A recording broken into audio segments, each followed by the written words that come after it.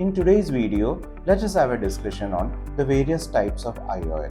നമുക്കറിയാം തിമിര ശസ്ത്രക്രിയ വരുമ്പോൾ കണ്ണിൻ്റെ ഉള്ളിലെ ലെൻസ് മാറ്റിയിട്ട് പുതിയൊരു ലെൻസ് അവിടെ റീപ്ലേസ് ചെയ്യുന്നതിനെയാണ് നമ്മൾ കാറ്ററാക്ട് സർജറി എന്ന് പറയുന്നത്. പക്ഷേ പലതരത്തിലുള്ള ലെൻസുകൾ അവൈലബിൾ ആണ്. അപ്പോൾ നമുക്കൊന്ന് നോക്കാം ഏതൊക്കെയാണ് ടൈപ്സ് ഓഫ് ദ ലെൻസ് എന്ന് പറയുന്നത്. First we have monofocal lenses. Monofocal lenses എന്ന് പറഞ്ഞു കഴിഞ്ഞാൽ നമുക്ക് ദൂരക്കാഴ്ച മാത്രം കാണാൻ പറ്റുന്ന ലെൻസിനെയാണ് what we call it as monofocal. അപ്പോൾ ദൂരക്കാഴ്ചയുടെ ലെൻസ് ഉപയോഗിച്ച് കഴിഞ്ഞ് കഴിഞ്ഞാൽ നമുക്ക് ദൂരത്തിലുള്ള കാര്യങ്ങൾ മാത്രമേ കാണാൻ പറ്റുള്ളൂ. അടുത്ത് ഒരു പത്രമോ ഒരു പേപ്പറോ ഒരു കമ്പ്യൂട്ടറോ നോക്കണമെങ്കിൽ നമുക്ക് കണ്ണാടിയുടെ ഉപയോഗം വേണ്ടി വരും. സോ ദാറ്റ് ഈസ് ആ ടൈപ്പ് ഓഫ് സർജറി ചെയ്യുന്നതിനെയാണ് നമ്മൾ മോണോഫോക്കൽ ലെൻസസ് എന്ന് പറയുന്നത്. ഇത് മാത്രമല്ല, രണ്ടാമത്തെ നമുക്ക് മൾട്ടിഫോക്കൽ ലെൻസസ് അവൈലബിൾ ആണ്. എന്താണ് മൾട്ടിഫോക്കൽ ലെൻസസ് എന്ന് പറഞ്ഞു കഴിഞ്ഞാൽ, മൾട്ടിഫോക്കൽ ലെൻസസുകളിൽ ഇത്തരത്തിലാണ് ഇരിക്കുന്നത്. അപ്പോൾ അതിൽ ദൂരക്കാഴ്ചയും കിട്ടും, അവിടെ അടുത്ത കാഴ്ചയും കിട്ടും. അപ്പോൾ നമുക്ക് കണ്ണാടി ഇല്ലാണ്ട് 30 സെൻറ്റിമീറ്റർ അല്ലെങ്കിൽ 35 സെൻറ്റിമീറ്റർ വരെയുള്ള അകലത്തിൽ വായിക്കാനും ദൂരക്കാഴ്ച കണ്ണാടി കൂടാണ്ട് കാണാനും സാധിക്കുന്നതിനെയാണ് നമ്മൾ മൾട്ടിഫോക്കൽ IOL എന്ന് പറയുന്നത്. ഇനി മൂന്നാമത്തെ ഒരു തരം ലെൻസുകളാണ് പിന്നെ വന്നിരുന്നത് ഇഡോഫ് ലെൻസസ് എന്ന് പറയുന്നത്. ഇഡോഫ് ലെൻസസ് എന്ന് പറഞ്ഞു കഴിഞ്ഞാൽ extended depth of focus lenses എന്ന് പറയുന്നതെന്ന് പറഞ്ഞു കഴിഞ്ഞാൽ നമുക്കറിയാം, ഇപ്പോൾ ഒരു കമ്പ്യൂട്ടർ യൂസർ ആണെന്നുണ്ടെങ്കിൽ കമ്പ്യൂട്ടർ എപ്പോഴും നമ്മൾ 30 സെൻറ്റിമീറ്ററിലായിരിക്കില്ല, ഒരു 40 സെൻറ്റിമീറ്ററിൽ കൂടുതൽ ദൂരത്തു നിന്നായിരിക്കും നമ്മൾ അതിനെ വീക്ഷിക്കുന്നത്. സോ അത്തരത്തിലുള്ളൊരു ജോബ് ചെയ്യുന്ന ഒരാളാണെങ്കിൽ, അതായത് മധ്യവയസ്കരാണെന്നുണ്ടെങ്കിൽ ബിറ്റ്വീൻ 40 to 60+ ഏജ് ഗ്രൂപ്പ് ആണെന്നുണ്ടെങ്കിലും അവർക്ക് വായിക്കാൻ കണ്ണാടി ഉപയോഗിക്കാൻ മടിയില്ലാത്തവരാണെങ്കിലും EDOF lens is an option. So ഇനി വേറൊരു വേരിയൻ്റ് ഓഫ് ലെൻസ് ഉണ്ട്, that is called trifocal lenses എന്ന് പറഞ്ഞാൽ. നമ്മൾ മോണോഫോക്കൽ ലെൻസിൽ പറഞ്ഞു നമുക്ക് ദൂരക്കാഴ്ച മാത്രമേ കിട്ടുള്ളൂ, അടുത്തതിന് കണ്ണാടി വേണം. മൾട്ടിഫോക്കൽ ലെൻസസിൽ പറഞ്ഞു ദൂരക്കാഴ്ചയും കിട്ടും, അടുത്ത കാഴ്ചയും കിട്ടും. പക്ഷേ നമുക്ക് വായിക്കാനും ദൂരക്കാഴ്ചയെ മൾട്ടിഫോക്കലിൽ കിട്ടുള്ളൂ.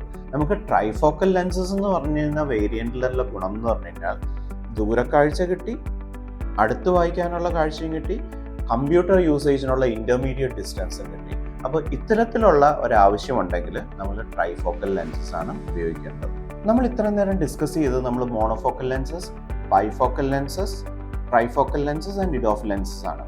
പക്ഷെ ഇതിലെല്ലാം പറയാത്ത വേറൊരു കമ്പോണൻ്റ് ഉണ്ട്, that is called toric lenses.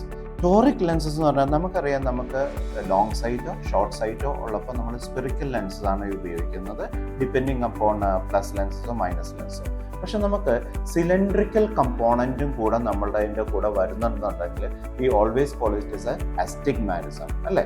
Astigmatism more than 1.5 dioptres ഉണ്ടെന്നുണ്ടെങ്കിൽ ആ കൃത്യമായിട്ടുള്ള ആക്സിസിലോട്ട് നമ്മൾ ആ ലെൻസ് വെച്ചു കൊടുത്താൽ മാത്രമേ നമ്മളുടെ കാഴ്ച കണ്ണാടി ഇല്ലാണ്ട് കൃത്യമായിട്ട് തന്നെ കാണാൻ പറ്റുള്ളൂ.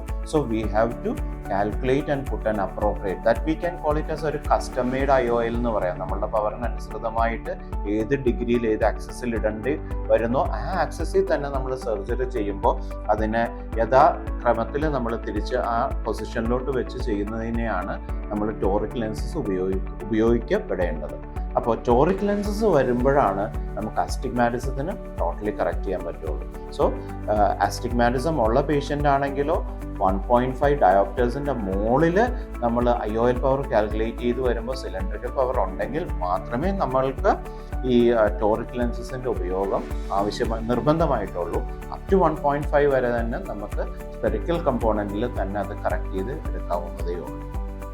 അങ്ങനെ വരുമ്പോൾ നമ്മളത് കസ്റ്റമൈഡായിട്ട് ചെയ്യുകയും വേണം, ടോറിക് ലെൻസസ് ഉപയോഗിക്കുകയും വേണം. അപ്പോൾ toric lenses is available in monofocal lens, multifocal lens, trifocal lens and EDOF lenses.